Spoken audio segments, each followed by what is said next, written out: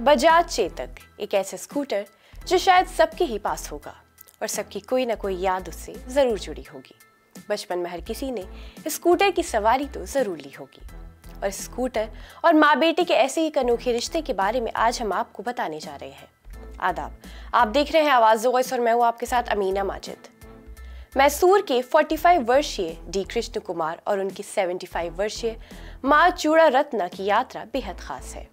ये दोनों एक पुराने बजाज चेतक स्कूटर पर 92 किलोमीटर से भी ज्यादा की तीर्थ यात्रा पर निकले थे और इस यात्रा ने न सिर्फ भारत बल्कि नेपाल, भूटान और म्यांमार तक का दौरा किया। 16 जनवरी 2018 को उनकी यात्रा शुरू हुई। कुमार का कहना है कि उनका मकसद अपनी माँ को देश और उसकी विविधता से परिचित कराना था, जो उन्होंने अब तक सिर्फ अपनी चार दीवारी में सीमित जीवन जीकर देखा था।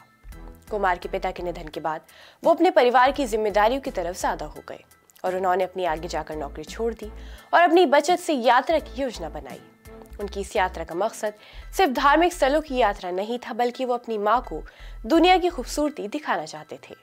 उनकी माँ चूड़ा रत्ना ने बताया कि उनके पति, जो अब इस दुनिया में नहीं है, चेतक स्कूटर का इस्तेमाल करते थे। उन्होंने इसे अपने पति के रूप में एक उपहार मानते हुए यात्रा के दौरान इसे अपने साथ रखा। उन्हें लगता है कि वो भी उनके साथ इस यात्रा में मौजूद है।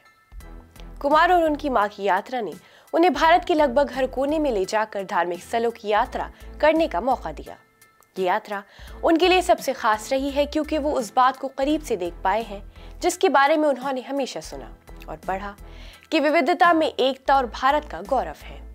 कुमार और चूड़ा रत्ना के लिए इस यात्रा का सबसे बड़ा फायदा ये रहा कि उन्होंने एक दूसरे के साथ बिताए समय को सहेजा और जीवन के कई अनमोल अनुभव हासिल किए।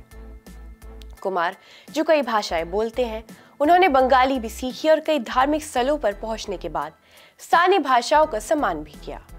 उनकी इस यात्रा ने साबित कर दिया कि माँ बेटे के रिश्ते में गहरी समझ और विश्वास होता है, जो सिर्फ एक यात्रा के दौरान ही नहीं बल्कि जीवन भर के अनुभवों में बनता है।